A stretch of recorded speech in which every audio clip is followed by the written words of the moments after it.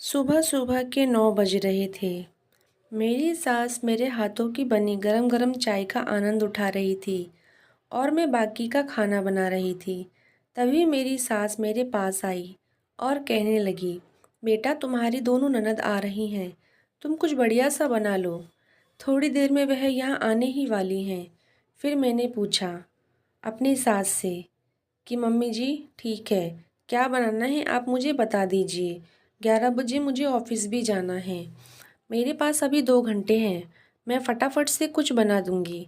तभी मेरी सास ने मेरे हाथों में खाने की एक लंबी लिस्ट थमा दी और कहा, मटर पनीर, चावल, पूरी, मिक्स वेज, रायता और मीठे में हलवा बना लो। आखिरकार ये घर मेरी बेटियों का ही तो है। अपने घर में आकर आराम नहीं करेंगी तो किसके घर करेंगी।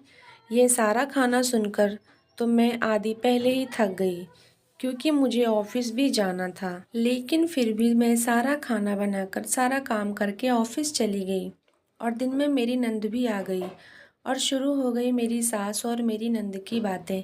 ऐसे ही शाम हुई और मैं ऑफिस से आई। मैंने देखा मेरी ननद अभी भी मेरी सास के साथ ही बैठी गप्पी लड़ा रही हैं। मैं जैसे ही दरवाजे से अंदर आई, मेरी सास ने हुक्म फरमाया, आ गई बहू, तुम ऐसा करो जल्दी से बैग साइड में रखो और खाना बना लो। तुम्हारी दोनों नंद को बड़ी जोर की भूख लगी है और मुझे भी लगी है। बेटा सुबह 2 सब्जी ही बनाई थी और अब शाम हो गई है।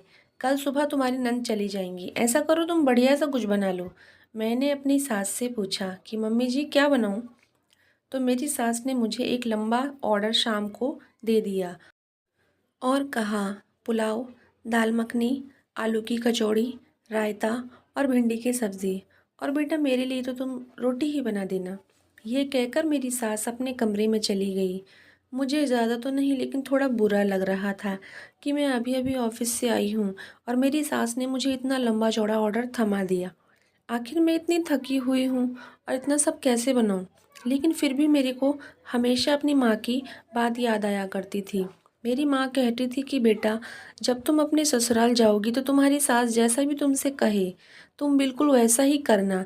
अगर तुम अपनी सास की सारी बात मानोगी, उन्हें खुश रखोगी तो वह भी तुम्हें हमेशा खुश रखेंगी। इसलिए मैं अपनी सास की सारी बात माना करती थी। जैसा मेरी सास कहती मैं वैसे ही सब किया करती थी।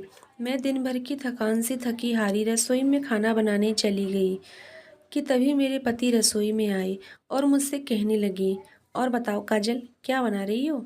मैंने अपने पति को बताया, आपकी दोनों बहनें आई हैं, मेरी नंद आई हैं, उनके लिए ये सब बना रही हूँ जो माँ जी ने बताया है। तो मेरे पति ने मुझसे पूछा, अच्छा तो क्या बना रही हो खाने में।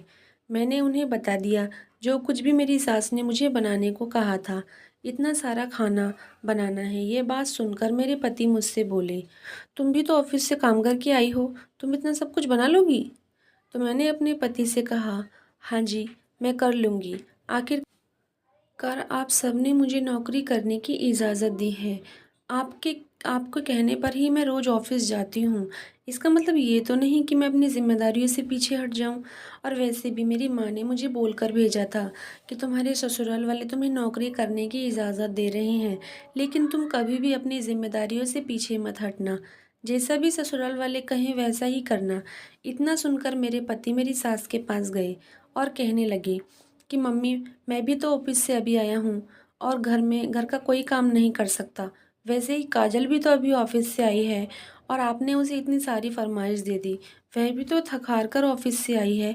यह बात सुनकर मेरी दोनों नंद मेरे पति से कहने लगी, क्या भैया ज़्यादा तरफदारी नहीं करते आप भाभी की। वैसे भी ऑफिस ही तो गई थी, कौन सा पहाड़ तोड़ दिया। और वैसे भी कोई ज़बरदस्ती तो करता नहीं है कि जाकर नौकरी करो, अपनी मर्जी से नौकरी करने जाती हैं। इसका मतलब क्या, घर में कोई काम नहीं करेगी। और वैसे भी हमारे आने से बड़ी दिक्कत होती है भाभी को। आज ही तो हम आए हैं, 2 टाइम का खाना नहीं खिलाया जा रहा भाभी से। अगर इतना ही बोझ लग रहे हैं तो बता दीजिए, हम यहाँ से चले जाते हैं। इतनी बात सुनकर मेरे पति मेरी माँ से बोले कि माँ इन दोनों को तो अकल नहीं है, लेकिन आप तो सब जानती हैं, जैसे मैं ऑफिस जाकर घर का कोई काम नहीं कर सकता, वैसे वह भी तो आती है। हमने उसे ऑफिस जाने की काम करने की इजाज़त दी है। इसका मतलब ये तो नहीं कि हम उससे नौकरानी की तरह सारा काम करवाएं। और वैसे भी हमारे घर में दिक्कत किस चीज़ की है। ना पैसों की दिक्कत है, ना किसी चीज़ की। हम घर पर एक नौकरानी भी तो रख सकते हैं, जो हमारे घर का छोटा-मोटा काम सँभाल सकती है। वैसे भी तो बेचारी किसी की बेटी है। आपकी भी तो ये दोनों बेटियाँ यहाँ आ जाती हैं।